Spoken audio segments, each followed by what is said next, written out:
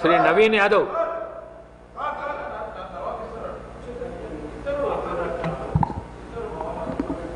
Thank you sir. Sir health policy పైన మాట్లాడడానికి అవకాశం కల్పించినందుకు ధన్యవాదాలు తెలియజేస్తూ, సార్ నేను హైదరాబాద్లో పుట్టి పెరిగిన వాడిగా నా చిన్నతనం ఒక 10 years అంటే అరౌండ్ 94-95 ఆ ఇయర్స్లో చూసినటువంటి హైదరాబాద్కి ఇప్పుడున్నటువంటి హైదరాబాద్కి ఏమాత్రం పోలిక లేదు స్పీకర్ సార్. నేను 2000లో ఇంటర్మీడియట్ జాయిన్ అయిన ఉంటే విజ్ఞాన్ కొండాపూర్లో. ఆ సమయం 98లో హైటెక్ సిటీ ఫామ్ అయింది.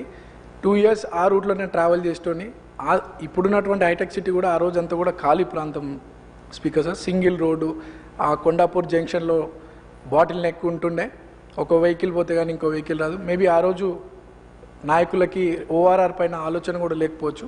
అప్పటి నుండి ఆ తర్వాత వచ్చినటువంటి ఐటీ కంపెనీస్, ఐటీ పార్క్స్ కావచ్చు, ఫార్మా కంపెనీస్ కావచ్చు, and various industries, factories, so నగరం అంతా కూడా విస్తరిస్తూ అప్పటి నుండి ఇప్పటికీ 3 to 4 times ఈ సిటీ ఎక్స్పాండ్ అవ్వడం మనం చూస్తూ ఉన్నాం స్పీకర్ సార్. అండ్ అట్లానే లక్షలాది ఉద్యోగాలు వచ్చినాయి, న్యూ కాలనీస్ వచ్చినాయి, హై రైజ్ స్ట్రక్చర్స్ వస్తున్నాయి, గేటెడ్ కమ్యూనిటీస్ వస్తున్నాయి, సిటీ అంతా కూడా ఎక్స్పాండ్ అవుతుంది. And at the same time population కూడా అప్పుడు 50 లక్షలు ఉంటే ఇప్పుడు దాదాపు 1.5 crore ఈ హైదరాబాద్కి రీచ్ అయిన సంగతి మనం చూస్తూ ఉన్నాం. అండ్ స్పీకర్ సార్ ఇందాక సభ్యులు మాట్లాడుతూ ఆనాడు హైదరాబాద్కి ఫౌండేషన్ పడ్డప్పుడు ఆ రాజు ఎప్పుడైతే సిటీకి ఫౌండేషన్ వేస్తున్నాడో ఆ భగవంతుని ప్రేయర్ చేసినారంట. ఏమనంటే ఈ నగరం అంతా ప్రజలతో నిండాలి, చెరువులో చేపలు ఎంత సమృద్ధిగా ఉంటాయో ఈ నగర జనాభా కూడా అంత వృద్ధి చెందాలని చెప్పి ఆయన ప్రే చేసినారంట. సో పెద్దలు చెప్తామంటే ఒక ప్రజలకు ఉపయోగపడే ఒక మంచి కార్యక్రమం, మంచి సమయంలో భగవంతుని ప్రార్థిస్తే ఆ కార్యక్రమానికి భగవంతుడే ప్రాణం పోస్తాడని చెప్పి పెద్దలు చెప్తూ ఉంటారు. మేబీ ఆయన ప్రార్థనలు కావచ్చు, మన హైదరాబాద్కు ఉన్నటువంటి అట్మాస్ఫియర్ కావచ్చు, హైదరాబాద్కు ఉన్నటువంటి అడ్వాంటేజెస్ కావచ్చు, ఈ నగరం అంతా కూడా జన సముద్రంగా మారింది మనం అంతా చూస్తున్నాం స్పీకర్ సార్. సో 4 కోట్ల మంది ఉన్నటువంటి తెలంగాణలో ఈ హైదరాబాద్ పరిసర ప్రాంతాల్లో దాదాపు 2 crores మంది ఇక్కడ నివసిస్తూ ఉన్నారు. సో ఈ హైదరాబాద్ ఇంతమంది జనాభాని హక్కున చేర్చుకున్నందుకు ఒక హైదరాబాద్ బిడ్డగా, హైదరాబాద్ వాసిగా, ఒక హైదరాబాద్గా ఎంతో హ్యాపీగా ఫీల్ అవుతూ స్పీకర్ సార్ ఈ ప్రపంచంలో పాపులర్ సిటీస్ అండ్ ఏ నగరమైనా, ఏ నాగరికత అయినా అలాంగ్ ద రివర్ సైడ్ బాగా అభివృద్ధి చెందినటువంటి విషయం చూస్తూ ఉన్నాం మనము. అండ్ మనకి ఈసా మూసీ సంగమంలో మన హైదరాబాద్ ఉండడం, ఒక గ్లోబల్ సిటీగా మన హైదరాబాద్ ఎంతో గ్రో అయ్యే అవకాశం ఉండే. బట్ ఆనాటి పాలకుల నిర్లక్ష్యం వల్ల మనం ఈరోజు ఈ పరిస్థితులు చూస్తూ ఉన్నాము సార్. ఆ రోజు మనకి మూసీ నది అనేది ఫ్రెష్ వాటర్గా హైదరాబాద్ నగర ప్రజలకు వచ్చేది. తర్వాత 1908లో వచ్చినటువంటి మూసీకి వచ్చినటువంటి వరద కారణం వల్ల, నగరానికి జరిగినటువంటి నష్టం వల్ల ఆనాటి నిజాం నవాబు ఒక పెద్ద గొప్ప ఇంజనీర్ అయినటువంటి సార్ మోక్షగుండం విశ్వేశ్వరయ్య గారితో మాట్లాడి ఈ వరదను ఎట్లా ప్రొటెక్ట్ చేయాలా, సిటీని ఎట్లా డెవలప్ చేయాలని ఒక ప్రాపర్ ప్రణాళికతో చేసినటువంటి ప్లానింగ్లో భాగమే ఈ మూసీ వరదని అరకట్టడానికి నిర్మించినటువంటి మన ఉస్మాన్ సాగర్ అండ్ హిమాయత్ సాగర్ ట్యాంక్స్. అదే సమయంలో రోడ్స్, డ్రైనేజ్ సిస్టమ్స్, నాలాస్ కూడా డెవలప్ అయినాయి. పెరుగుతున్నటువంటి ఫెసిలిటీస్, హైదరాబాద్ మన రాష్ట్రానికి క్యాపిటల్ సిటీగా ఉండడం కానీ, and at the same time హైదరాబాద్లో ల్యాండ్ అవైలబిలిటీ కానీ, ట్రాన్స్పోర్టేషన్స్, మన రోడ్డు, రైల్వే అండ్ విమాన సౌకర్యాలు ఉండడం కానీ, ఇవన్నీ కూడా ఇన్వెస్టర్ని ఆకర్షిస్తూ ఈ సిటీలో పరిసర ప్రాంతాల్లో అంటే అవుట్స్కట్స్లో అనేక ఇండస్ట్రీస్ రావడం, అనేక కంపెనీస్ రావడం, ఈ సిటీ అంతా కూడా ఎంతో విస్తరించడం మనమంతా కూడా ఊహించలేకుండా సిటీ అంతా కూడా ఎక్స్పాండ్ అయింది సార్. అందులో ఉన్నటువంటి కార్మికులు, ఇండస్ట్రీస్లో పనిచేస్తున్నటువంటి కార్మికులు, ఎంప్లాయీస్, ఆ ఇండస్ట్రీస్ పక్కన హౌసింగ్, వాళ్ళ ఇల్లులు కట్టుకోవడం అండ్ సిటీ ఎక్స్పాండ్ అవుతూ ఆ చుట్టుపక్కల రెసిడెన్షియల్స్ కాలనీస్ కావడంతో నగరం శివార్లో ఉన్నటువంటి Kukatpally, Jeedimetla and various industries హబ్స్గా ఉన్నటువంటి ఏరియా అంతా కూడా సిటీ సెంటర్లోకి రావడం, ఆ ఇండస్ట్రీస్ వల్ల పొల్యూషన్తో జనాలు ఎఫెక్ట్ అవ్వడం, అటు ఇండస్ట్రీస్ కూడా ఎక్స్పాండ్ కాకుండా, ఇండస్ట్రీస్ కూడా గ్రో కాకుండా వాళ్ళు ఇబ్బందులు. అండ్ నెక్స్ట్ ఇక్కడ ఉన్నటువంటి సామాన్య ప్రజలకి దాని ద్వారా పొల్యూషన్ ద్వారా ఎఫెక్ట్ అయ్యే పబ్లిక్ వేరియస్ డిసీజెస్తో ఎఫెక్ట్ అవుతూ ఉన్నారు. సో గవర్నమెంట్ ఒక సీరియస్ డెసిషన్తో, ఇదివరకు గవర్నమెంట్స్ కూడా ఎవరు కూడా అంత సీరియస్గా వీటి మీద దృష్టి పెట్టాలి. ఏమున్నా నగరానికి ఏదైనా ఇబ్బంది అవుతున్నప్పుడు అంతా కూడా టెంపరీ సొల్యూషన్స్తో ఉన్నాయి.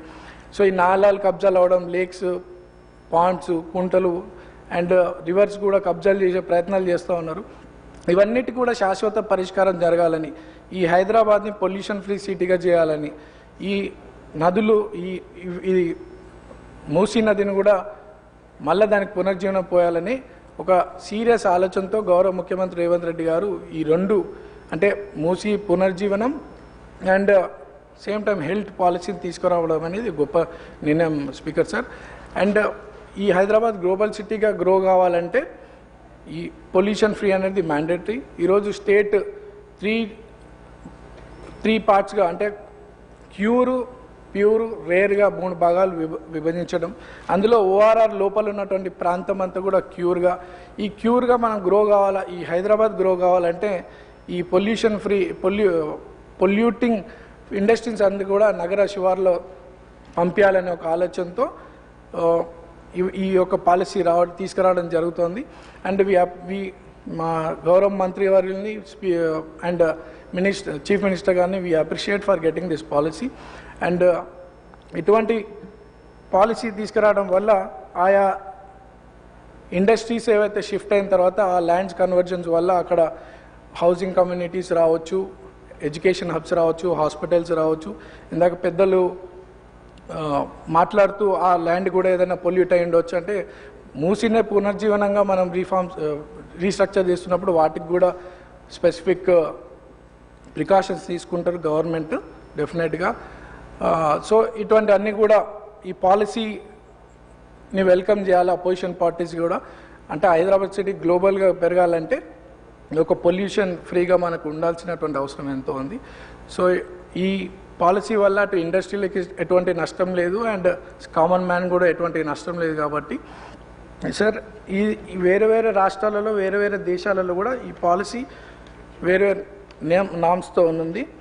అండ్ లండన్లో డాక్లాండ్ అనే ప్లేస్లో కూడా ఒకప్పుడు ఇండస్ట్రియల్ పోర్ట్గా ఉండే, అది ఆ రోజు కన్వర్ట్ చేస్తూ కమర్షియల్ అండ్ రెసిడెన్షియల్ ఫైనాన్షియల్ హబ్గా చేస్తే ఈరోజు కెనరీ వాఫ్గా ఫైనాన్షియల్ క్యాపిటల్ దేశం ప్రపంచంలోనే అంత పేరు కాంచినటువంటి నగరం.